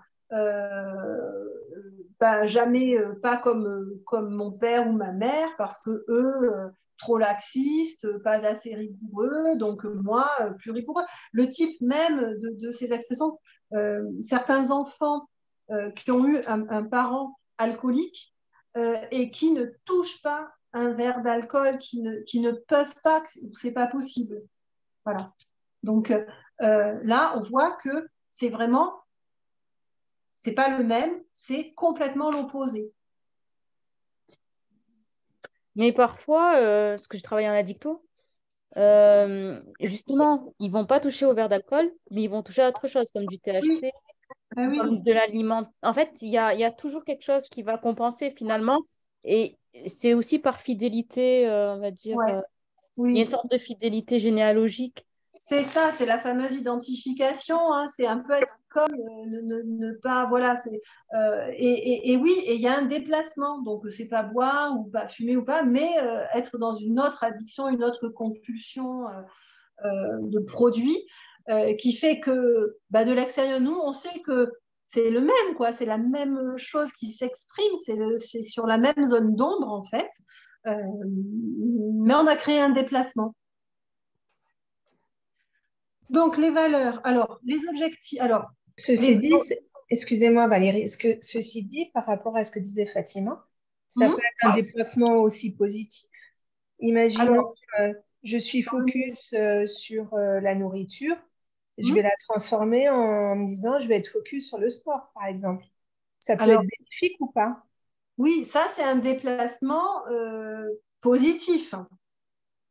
Mais la plupart du temps, le déplacement, il se fait pas toujours de manière positive. En tout cas, sans travail sur soi, il se fait à notre insu et il se fait pas, voilà. Et même quand il se fait sur quelque chose de positif, comme là le sport, s'il se fait à outrance, c'est pareil. Il va y avoir un épuisement du système, un épuisement peut-être du physique ou un épuisement de la sphère familiale, personnelle. J'ai une patiente qui est quasiment en train de divorcer parce que son mari a arrêté de boire. Il est allé faire de l'hypnose avec un hypnotiseur. Il a arrêté de boire, c'était il y a 2 ans, en 3 fois. Il a arrêté de boire, hein, il ne boit plus. Il s'est mis au vélo, les courses, les machins, etc. Et maintenant, 2 ans après, il va quasiment divorcer parce qu'il est devenu complètement addict voilà, il a créé ce déplacement-là. Pourquoi? Parce que enlever la boisson, ça n'a pas enlevé l'anxiété, ça n'a pas enlevé l'agent stressant et ça n'a rien amené, l'hypnotiseur n'a pas amené l'analyse là-dessus, le comportement n'a pas permis du coup une mise en éclairage de la zone d'ombre, de sa zone d'ombre, et au lieu de s'anesthésier dans l'alcool, il va s'anesthésier avec le sport pour anesthésier sa zone d'ombre. C'est pour ça qu'on n'est pas tous d'accord sur les TCC. Si c'est pas accompagné, parce que finalement, on n'enlève que le symptôme, on n'enlève pas la cause réelle, on va dire la cause réelle, le système qui mène à ce symptôme. Les TCC, c'est les thérapies comportementales, hein, cognitivo-comportementales. Donc, effectivement, tout ce qui est, si vous faites des thérapies comportementales, si vous ne les couplez pas avec des thérapies classiques, hein, psychologiques, enfin, d'analyse, de mise en relation, pour mise en éclairage de l'inconscient, il y a du déplacement.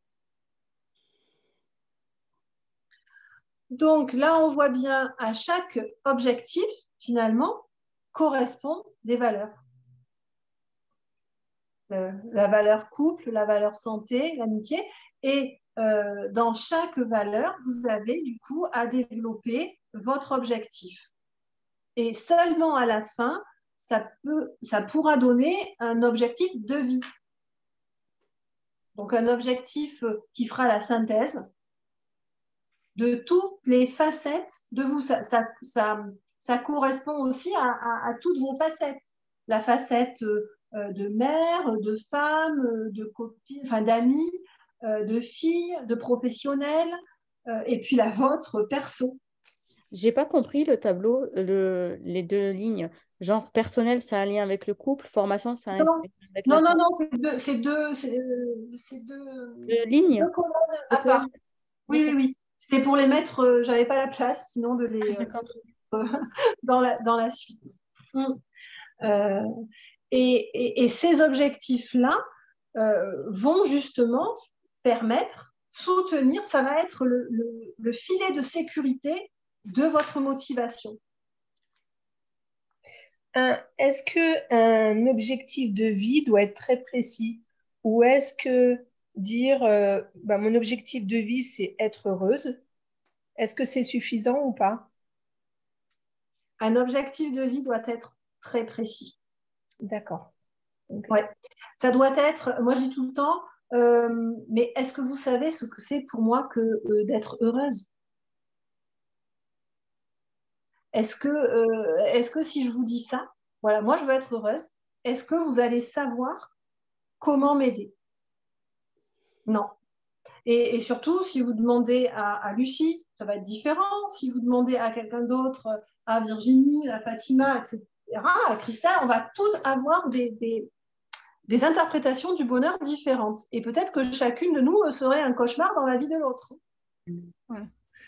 Je voudrais rebondir dessus, c'est ce qu'on avait fait au moment du calendrier de l'Avent par rapport aux objectifs de vie, et que aussi la question que vous posiez, je veux perdre du poids, oui, oui, je veux maigrir, mais pourquoi? Quel est mon objectif précis par rapport à pourquoi je vais faire ma sleeve? Oui, parce que je veux bien perdre du poids, mais ça, c'est trop vague. C'est évident qu'on va perdre du poids. Ça fait partie des objectifs. Mais c'est pas. Je me souviens de la question que vous nous avez posée, que vous m'aviviez posée. Votre objectif direct, pourquoi la sleeve? C'est quoi le premier objectif? Et moi, j'avais répondu pour jouer à quatre pattes avec ma petite fille. C'était mon but. Voilà. Déjà, voilà. Vous créez une image. En fait, il faut que votre objectif il soit vendeur. Dans le sens, je ne sais pas, imaginez que sur chaque objectif de vie, là, toutes vous, autant que vous êtes, vous avez un film à créer et du coup à vendre. Donc, il faut pouvoir être suffisamment précis, suggestive dans des détails pour que vous transmettiez quelque chose. Alors, vous allez le transmettre avant tout à vous-même. Vous allez vous faire rêver avant tout vous-même. Et c'est en ça que vous devez avoir quasiment, même pas quasiment, mais de sûr, le sourire. Vous devez être porté. Et on rejoint encore l'émotion. C'est l'émotion qui va soutenir la motivation. Donc, si votre objectif est suffisamment précis, mais il ne peut pas s'arrêter à un poids, une taille, une silhouette. C'est pas possible. C'est une étape, hein. C'est une étape. Mais ça peut pas être l'objectif de vie. Sinon, on se retrouve un peu comme... alors, tous les étudiants connaissent ça, hein, c'est-à-dire qu'on surinvestit le moment où on va être libéré, où ça y est, le mémoire, la thèse, le truc, machin, c'est fini. On surinvestit tout ça, et en fait, ce qui se produit, c'est que le jour où c'est la libération, souvent, il y a une petite période là, de quelques jours de flottement, voire pour certains, c'est carrément dépressif, mais sinon, tout le monde connaît ce flottement du vide. En fait, c'est fini. On a focalisé sur un objectif, mais c'était un objectif qui permettait autre chose, qui permettait un diplôme pour ouvrir sur une profession, pour ouvrir sur un style de vie, pour ouvrir sur autre chose. Et une fois, ça y est, l'objectif atteint, le diplôme en poche, voilà, et il y a ce flottement-là. Et du coup, pour le poids, c'est pareil. Pour les kilos, c'est pareil. Donc, c'est qu'est-ce que je veux faire avec, grâce à. Comment, c'est pour ça que je pose la question, mais comment vous allez savoir que votre objectif est atteint? Comment vous allez le ressentir? Alors, Ouais, Valérie, je rebondis. Pardon. Vas-y, Émilie. En fait, en termes d'objectifs, enfin, dès que je me fixe un objectif, j'étais dans le commerce auparavant, j'ai changé de vie. Tous les objectifs que je me fixe, pour moi, sont atteints. On parlait tout à l'heure du rangement. Chez moi, je passe. Alors, pour le coup, c'est un peu too much, mais j'ai pas de tiroir mal rangé. Enfin, donc, tout ce que j'entreprends, je pense en tout cas, et réussir. Je passe des concours, je les ai. J'ai une vie de famille exemplaire. La seule objectif de ma vie depuis 20 ans, c'est la nourriture que je n'arrive pas à maîtriser. Et donc, pour le coup, l'obésité, le surpoids. Donc, donc, du coup, j'ai la chirurgie bariatrique, pour moi, alors ça fait longtemps que je suis dans le parcours, hein, j'ai fait un parcours avant dans un autre, en outre-mer. Et donc, je reprends aujourd'hui parce que pour moi, je devais y arriver, parce que j'y arrive toujours. Donc, je parle de la slip parce que c'est aujourd'hui mon objectif, pour le coup, pas la perte de poids. Mais pour le coup, c'est un échec, parce que j'ai jamais besoin d'aide. J'ai jamais besoin d'aide. Non, c'est en cours. C'est en cours, ok. D'accord. Et bien là, dans ce que vous exprimez, typiquement, c'est une rigidité, une multiple rigidité. Et du coup, la seule soupape que vous pouvez, enfin, c'est plus fort que vous, c'est contre vous. Et c'est justement sur l'alimentation. Donc on parle d'objectifs, mais avec les objectifs, il y a la peur. Enfin, pour moi, c'est lié. Parce que du coup, on a toujours peur de ne pas atteindre l'objectif. Et donc, là, pour le coup, je vais l'atteindre, puisque j'ai une aide, pour le coup. Donc, je vais atteindre mon objectif. Mais est-ce qu'en fin de compte, depuis des années, cet objectif, je ne l'ai pas atteint pour telle ou telle raison? Est-ce que c'était écrit que je devais rester comme ça? Et donc, ça fait peur d'aller atteindre un objectif qu'on arrive. Enfin, je ne sais pas si c'était clair. C'est pas complètement clair. Voilà, vous avez dit. Ouais, je me dis, est-ce que j'ai peur de prendre cette décision? C'est vrai, hein, clairement, d'atteindre mon objectif avec une aide, alors que habituellement, je n'ai pas besoin. Oui, voilà, d'accord. Donc, oui, je pense qu'il y a dans votre système de valeurs quelque chose de l'ordre de compter sur soi, d'aller jusqu'au bout, de la persévérance, mais de l'exigence qui est écrasant. Voilà. Et parce que c'est écrasant, mais parce que vous le maîtrisez très bien dans tous les autres domaines de votre vie, le seul domaine où ça peut craquer, c'est moi. Voilà. Et du coup, oui, alors vous allez y arriver, effectivement, vous allez y arriver parce que y a de toute façon cette prise de décision et cette chirurgie. Mais on a bien parlé des 12 à 18 mois. Ouais, c'est ce que j'allais dire. 18 mois après, vous vous retrouvez avec peut-être écrasé. Si vous ne changez pas dans votre système de valeurs la pression que vous mettez, mais peut-être même sans le voir, hein, sur tous les autres domaines de votre vie, et ben, dans 18 mois, cette pression va revenir et parce qu'elle connaît très très bien la pression, elle connaît le chemin de sortie et ça peut revenir. Ok. Est-ce que je suis claire, Lucie? Oui. Non, je pense que c'est bien clair. Moi, ça me parle en tout cas. Moi, je suis pile en période en ce moment. Je m'en suis pas cachée avec mon changement professionnel et tout. J'ai repris du poids. J'ai très peur de tous vous revoir. Je vous dis honnêtement le mois prochain parce que du coup, j'ai des kilos qui sont revenus depuis la dernière fois qu'on s'est venu et ça, c'est un stress qui est en train de me monter, un truc de fou. Mais en fait, par rapport à ce que tu dis, je me rends compte que moi, j'étais comme Émilie. Objectif de vie, perte de poids, mais en fait, je me suis jamais mis un objectif de pourquoi derrière, en fait. Et là, je le vis en ce moment. Je me dis, mais en fait, pourquoi tu t'es fait opérer? Pourquoi tu as voulu perdre du poids? Et je suis en plein questionnement par rapport à tout ça. Donc, je comprends bien, Émilie, et par rapport à ton discours, je me dis, en fait, je pense qu'on est un petit peu pareil avec Émilie. On se met tellement de pression sur plein de choses autour que ça, l'alimentation, c'est notre soupape, en fait. Oui, on est trop dur avec nous-mêmes. Hein. Ouais, c'est exactement. C'est trop dur. Regardez l'indulgence qu'on a pour les autres et la non-indulgence. Exactement. Le flagellement qu'on se fait régulièrement par rapport à tout ça, en fait. Hein. Mais ça veut dire qu'il faut travailler sur beaucoup toutes être ces comme autres ça. valeurs, en fait. Ça, nous, on le travaille essentiellement et parce que ça va se cacher dans des bénéfices secondaires, hein, ça va se cacher dans des prétextes. Oui, mais je veux voir mon entourage heureux. Non, mais il faut qu'il soit, etc., etc. Mais ça, ce sont c'est un fonctionnement, c'est une habitude, c'est des chemins neuronaux tout tracés par l'éducation, par la classe, par plein de choses, par les blessures. C'est une question d'autorité, en fait, derrière. En fait, il y a une histoire une histoire d'autorité. Ça va avec la force, ça va avec l'exigence envers soi-même, avec les autres. Mais en fin de compte, il ne faut pas se créer une armure. L'armure, on est en train de on la perd, l'armure, on est en train de la perdre. Et de se créer une armure, on peut s'y noyer aussi. Hein. Ouais, c'est pas toujours... voilà, il faut faire attention. C'est un travail aussi. En fait, c'est le travail, c'est pas pour les autres qu'on le fait, c'est pour soi. Déjà, on n'est pas là pour faire un challenge.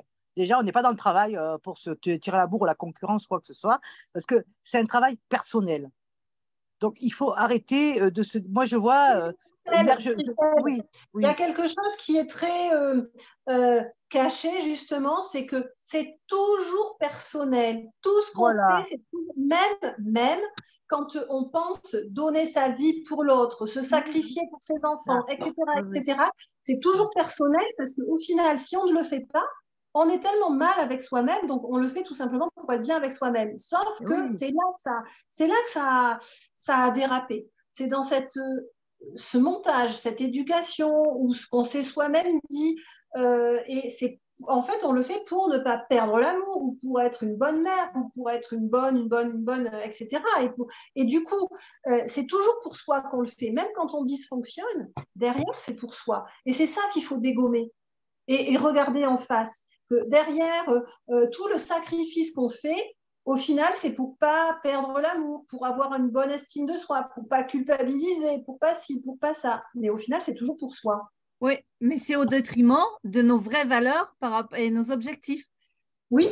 C'est au détriment c'est au détriment, moi quand je fais ça, c'est au détriment de mon réel profond bien-être. Pour être 100% bien dans mes baskets. Parce que voilà, donc c'est d'où vraiment. Même si le discours, c'est un discours socialement, acceptable, oh je le fais, je me sacrifie pour, etc. Non, c'est avant tout pour soi. Donc ça aussi, c'est avoir le courage de dégommer ça, de bouger. Et parfois, moi, du coup, je bouge mes patients, des fois, je les bouscule un peu. Et on dit non, mais là, il faut arrêter de se la raconter. Hein. Il faut arrêter. Vous le faites toujours pour vous. Mal. Hein, on est d'accord, c'est une mauvaise interprétation des choses et des croyances, hein, et vous avez des raisons d'interpréter mal comme ça. Mais là, voilà, justement, il faut arrêter. Oui, pour mettre les choses bien en place. Voilà, donc, alors, adaptation ou arrêt. C'est-à-dire qu'une fois que le travail sur les valeurs est identifié, qu'elles sont définies avec les antivaleurs, avec le point dans sa vie et ce qui ne va pas.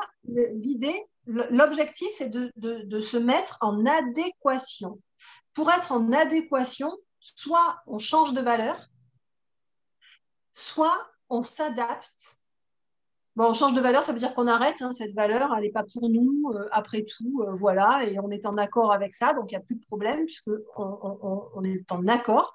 Soit on ne peut pas l'arrêter, on ne peut pas l'enlever, parce que, voilà, on a envie, la justice, par exemple, de rester quelqu'un de juste, etc. On a une bonne estime de soi comme ça. Donc, ça va demander des adaptations. Est-ce que la règle de...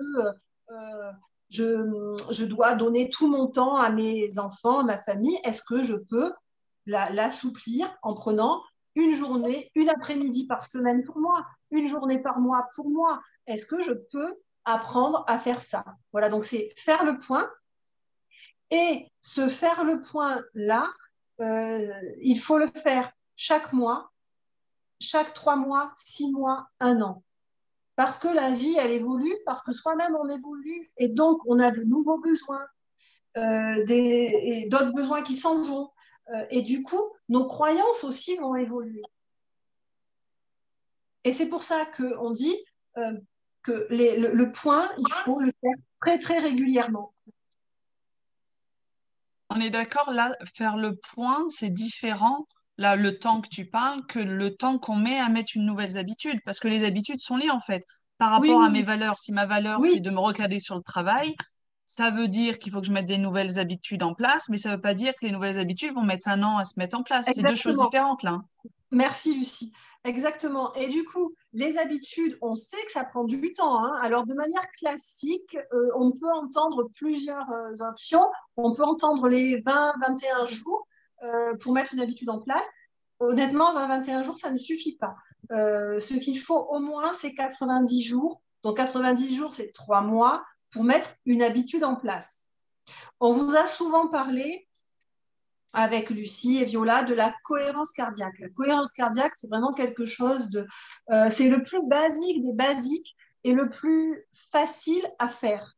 Toujours pareil, c'est parfois pas simple ou pas facile à mettre en place, mais pour autant, c'est vraiment la base de la base. Donc, souvenez-vous, c'est cette respiration, c'est inspirer sur 5 secondes, expirer sur 5 secondes de manière fluide, hein, sans retenir ou sans bloquer, et pendant 5 minutes.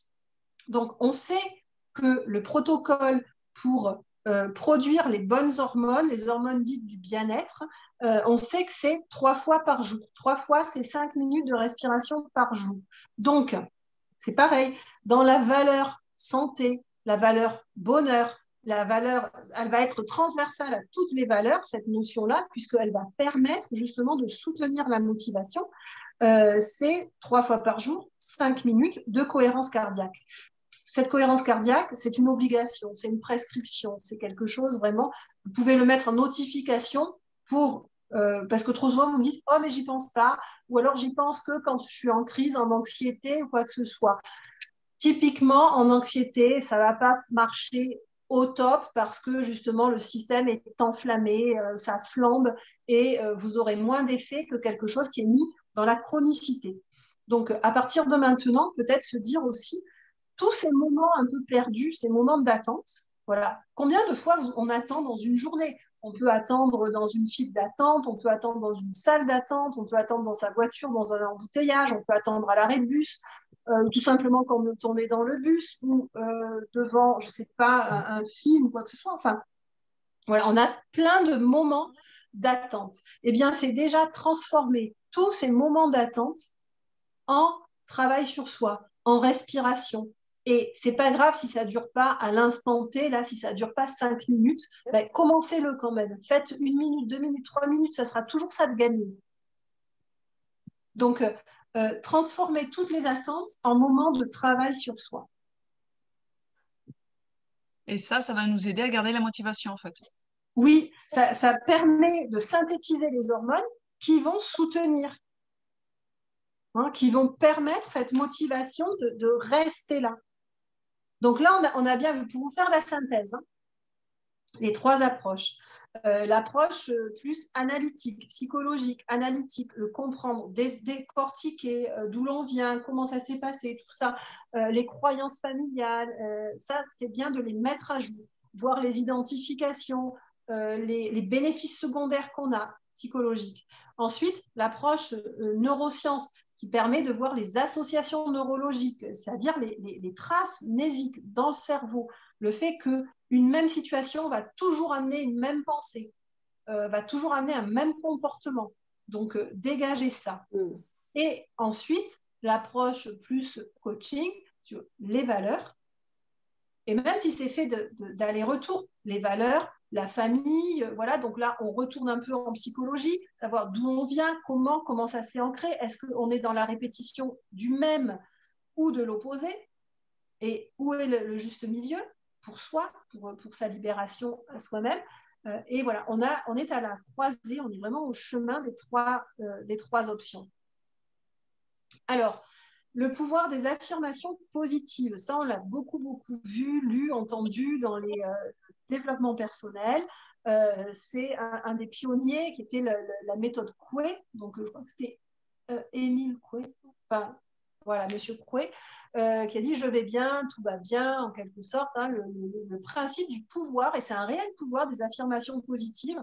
On le retrouve dans des traditions plus anciennes comme les mantras par exemple, le fait de répéter. C'est aussi le principe de certaines prières, le fait de la répétition. On sait que ça engage déjà le cerveau dans une certaine direction, justement. Ça donne une destination, en fait. Donc, faire la liste de vos affirmations, alors ça, on le verra la journée du 15 avril, Lucie? Oui, 15, c'est ça, voilà. oui, le mois prochain. La journée du 15 avril, on travaillera là-dessus, mais déjà, vous pouvez le préparer en faisant la liste des affirmations dont vous avez besoin. Donc, une affirmation positive, c'est ce que vous voulez développer, ce dont vous avez besoin. Je me sens bien, je vais bien dans mon corps, je ressens les bienfaits de ça ou de ça. Enfin, c'est toutes vos affirmations. C'est les noter. Les noter parce qu'il y a le pouvoir de l'écriture. Vous savez, je travaille beaucoup avec l'écriture. Je me suis formée à la thérapie par l'écriture parce que l'écriture, alors c'est une parole, en fait, ce sont des mots tracés, mis en forme. Et en fait, quand on parle, on échange, mais faites tous l'expérience. Vous dites, mettez-moi ça par écrit. Tout de suite, il va y avoir, c'est moins spontané, il va y avoir un retravail. Donc, c'est en ça aussi que c'est différent du journal intime, parce que le journal intime, à la limite, on pourrait écrire comme on pense, c'est entre soi et soi. L'écriture en thérapie, on sait qu'on va être lu par le thérapeute, et du coup, ça nous force à, dans les traces mnésiques, vous voyez, les chemins, ça nous force à trouver d'autres chemins et c'est là qu'on change nos représentations, c'est là qu'on commence de manière neurologique à changer nos croyances, à changer nos interprétations d'un même fait, d'une même histoire. Donc c'est très utilisé dans les traumas, c'est très utilisé dans les histoires de vie difficiles. Voilà, l'écriture. Lucie, si tu peux avancer, s'il te plaît. Voilà. Et dans une deuxième partie, on le verra peut-être la journée du 15, je le développerai, mais on sait maintenant que ce qui est encore plus fort qu'une affirmation, c'est une question. Voilà. C'est questionner, même si on n'a pas la réponse. Ce n'est pas la réponse qui est importante, hein. Ce n'est pas trouver la réponse qui est importante, c'est poser la question. Donc, parce qu'on a un organe formidable qui est programmé, qui est fait pour résoudre les questions, pour répondre aux questions, c'est notre cerveau. Voilà. Et du coup, poser une question, ça va induire un mécanisme de pensée. Seulement, le principe de cette méthode-là, c'est que vous devez accepter de poser une question sans chercher forcément la réponse immédiate.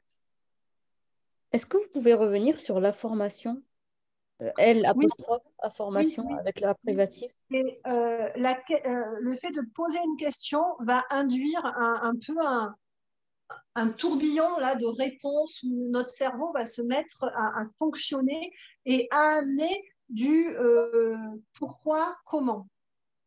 Alors, on peut poser une question pourquoi qui marche bien, par exemple, comme question, c'est pourquoi je supporte ça.